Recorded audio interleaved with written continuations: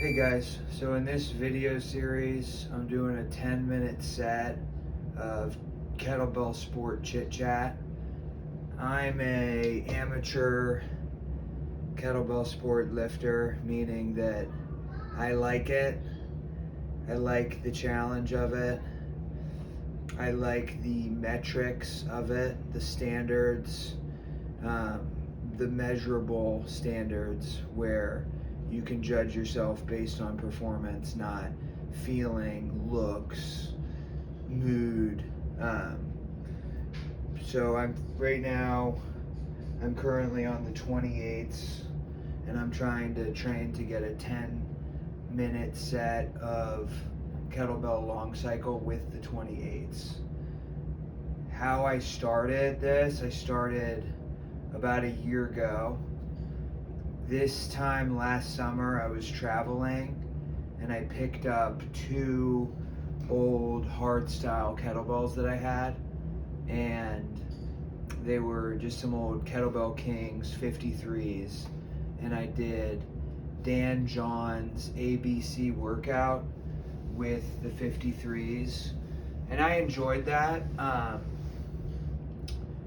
It was a really good workout, and I did that for a while. And then when I stopped traveling, I came back. Normally I do CrossFit classes at my local gym. I do CrossFit about 5 times a week. And before that, I played a lot of sports growing up. Little league, soccer. In middle school, I did cross country, track, soccer, lacrosse. In high school, I played a little bit of hockey, lacrosse all 4 years, and then I wrestled 2 years. I ended up liking wrestling and being pretty good at it, so I wrestled in college at a D2 school, did pretty well, wrestled all 4 years. So yeah, I think I'm pretty competitive, and I like measuring success. Obviously, I like lifting weights. I have a lot of energy to do that. So how I started kettlebell sport is basically I'm kind of a hoarder, as you can see. I like buying stuff. So what happened was, towards the end of last summer, I got a pair of Kettlebell Kings competition bells, similar to these, except they were actually 53s. And when I got them, I was really impressed with the balance, and I started looking into kettlebell sport. And I had seen videos of kettlebell sport, over the years, just briefly. And like most people, I always just thought that the people looked like they were injured, they were bending their backs in a weird way, and it didn't really look healthy to me. The classic posture you'll see is, people holding the bells in rack like this, and, they'll be jerking and just standing around like that, and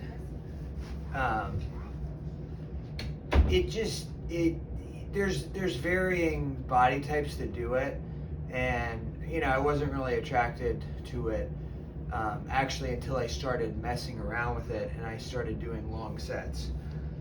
So basically, once I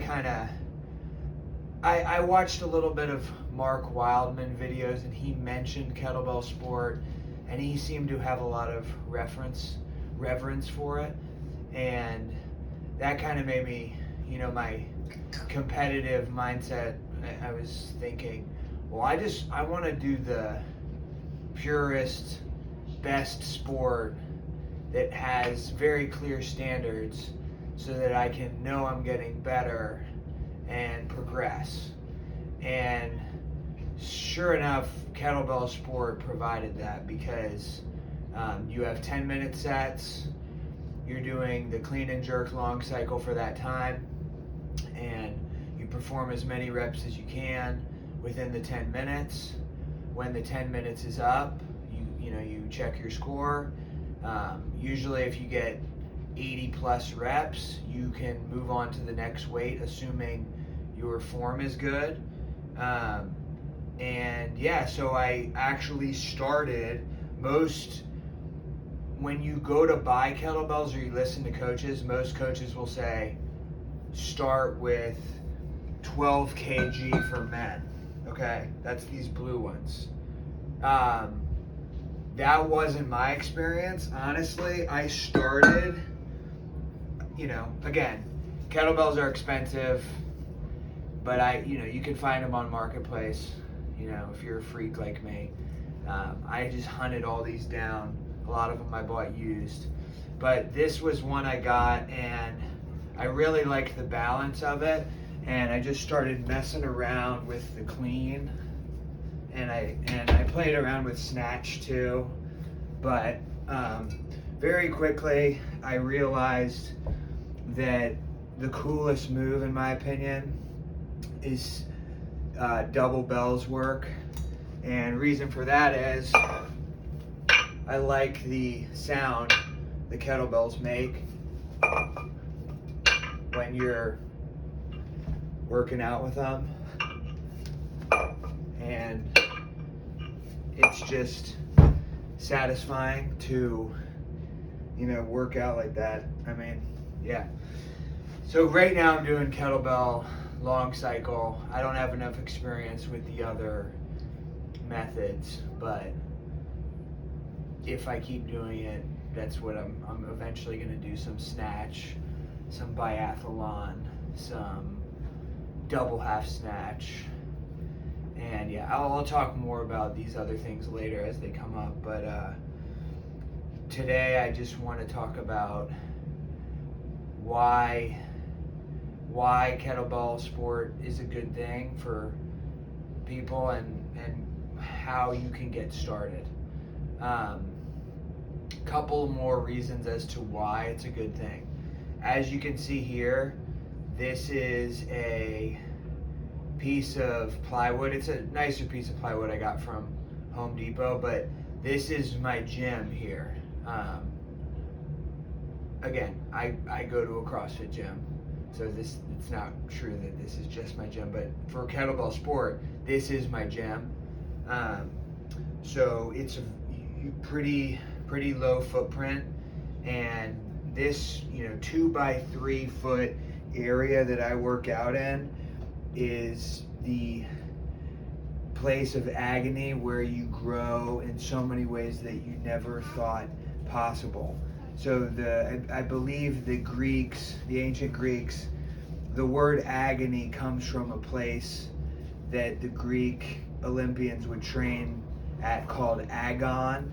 And in Agon, it was the place of struggle, where you can imagine them lifting heavy stones and weights and, screaming as their muscles were pulsing and they were sweating. And, that type of training, pushing yourself, is what transforms your body. And kettlebell sport for me, because there's this always ever increasing challenge of higher weights, higher reps, you just always have an opportunity to push yourself. And for me, I don't even really need other people to motivate me, because the ranking tables, you can just keep pursuing an ever higher goal, much like trying to decrease your mile time. Hey, you can run a 6-minute mile. Well, how long is it going to take you? How long do you have to push to get to a 5-minute mile? Well, it's a lot. And yeah, to be honest, when you start with the lighter weights, it's fairly easy. That's why I would recommend, if you can, get kind of like insultingly light kettlebells, and literally, like, these are 4 kg with some chip plates. Literally just do a 10-minute set with just these, and practice the movement. You're not going to get hurt with such light weights.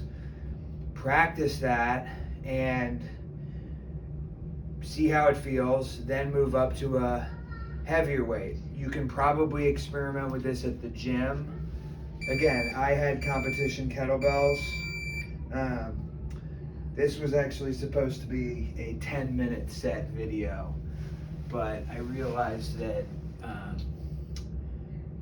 there's more to cover, so I'll just keep going for one more 10-minute set. How about that? Okay, so yeah.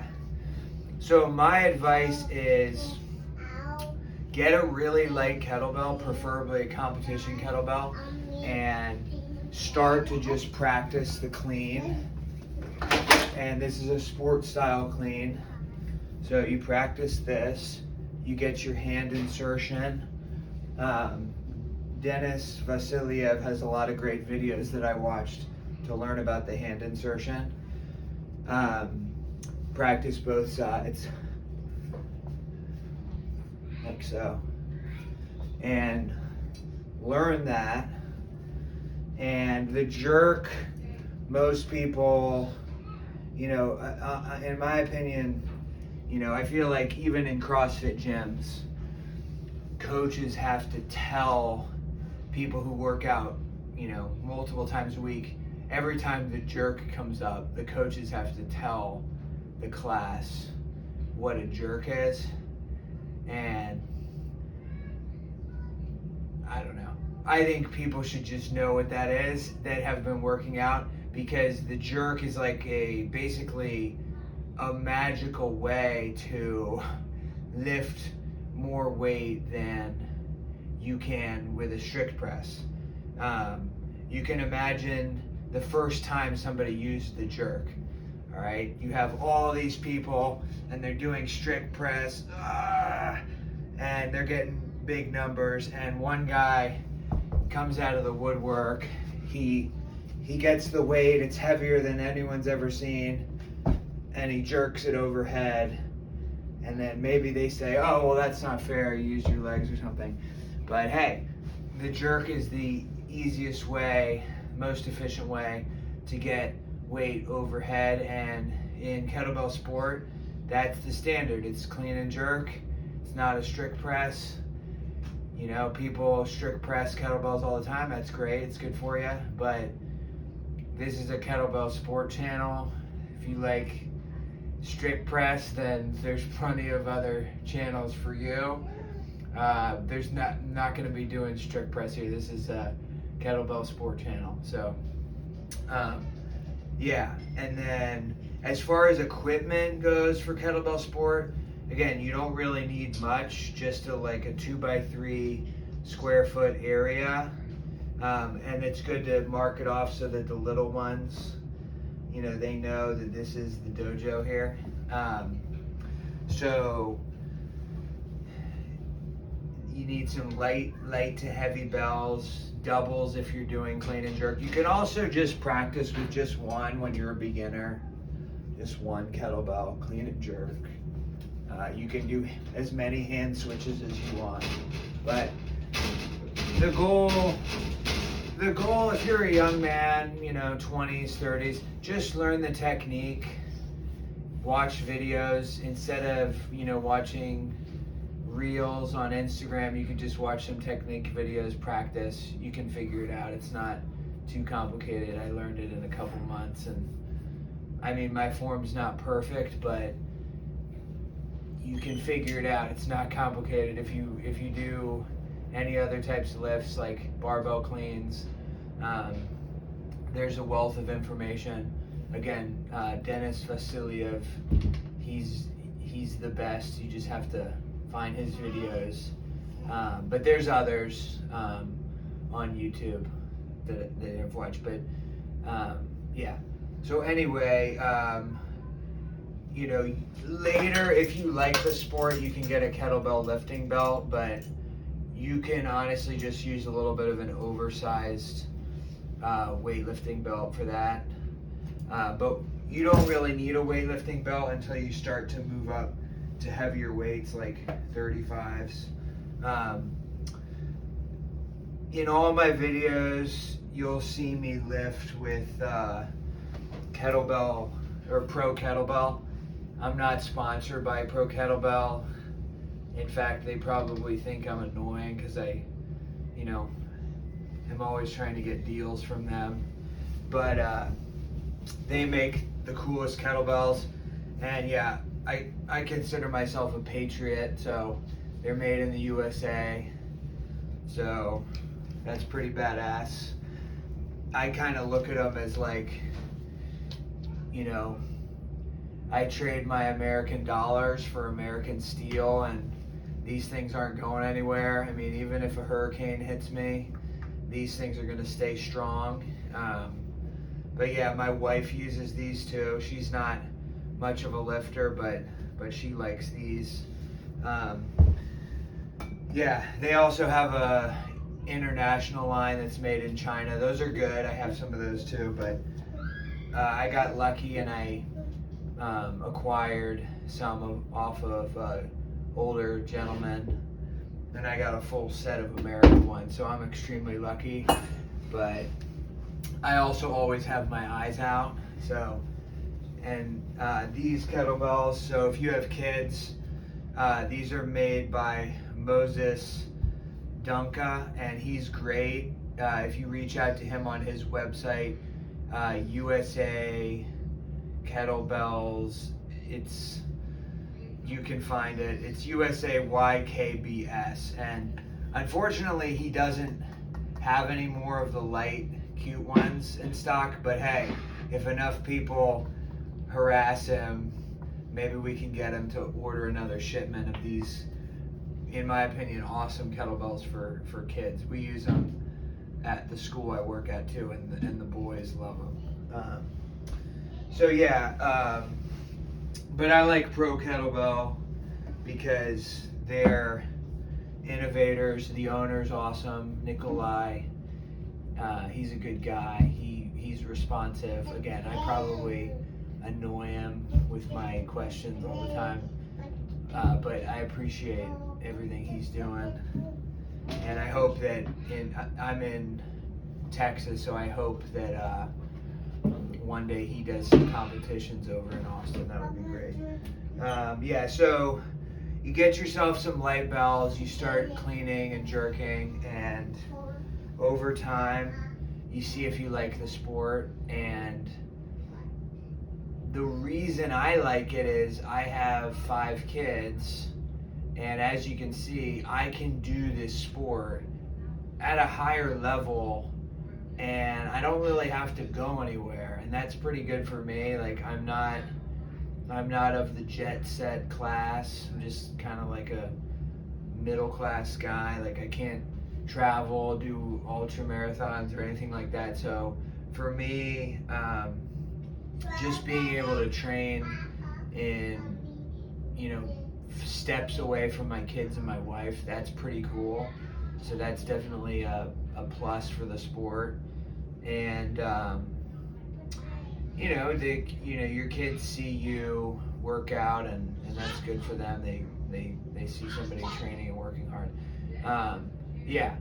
And the last thing I'll say about kettlebell sport is it's anti-vibe lifter. So I would define vibe lifting of kettlebells, and I'm not saying there's anything wrong with this, but I have a problem with it for myself. But I would define kettlebell vibe lifting as like somebody swinging a kettlebell with flow, and they, juggle it, and they press it, and they swing it around and do their little dance on Instagram or something. And that's good. If people are moving and having good exercise, that's great.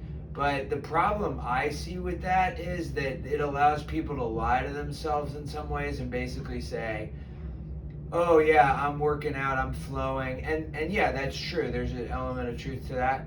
But kettlebell sport, it finds you and it throws you out into the open, and you can't hide in kettlebell sport. You know whether you're progressing or regressing based on your performance, based on whether or not you can last in longer sets. And it's it is just a gut punch truth sport where you will never be able to hide, and I like that about it. I can flex in the mirror. I can say, oh, I have this really cool complex, blah blah blah. I can press this much, blah blah blah.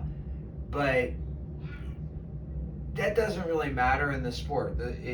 Just like Olympic lifting, it's your numbers don't lie, and you could be the Hunchback of Notre Dame, you could be the most attractive guy ever, but it doesn't really matter. Your numbers are your numbers, and that's your performance. So in the age of like all these reels and husband and wife lifting kettlebells, which is great by the way. I just like the honesty about the sport, and very quickly if you're a sport lifter how good someone is, and just based on their performance, what they can do, and they don't have to tell you about it. They don't have to say, well, or there's no marketing mystique about it. It is what it is, and I appreciate that about the sport. And again, nothing wrong with vibe lifting, but it's just not for me. Sorry. That was pretty much everything. I'm gonna try to do more of these videos. I'm a teacher, so I'm off in the summer, and so the channel is called Kettlebell Sport Sets and Sentiments. So I've already put out about 30 sport sets, and the sentiments are going to be my feelings about the sport and my progress, etc. Thanks for tuning in. Bye bye.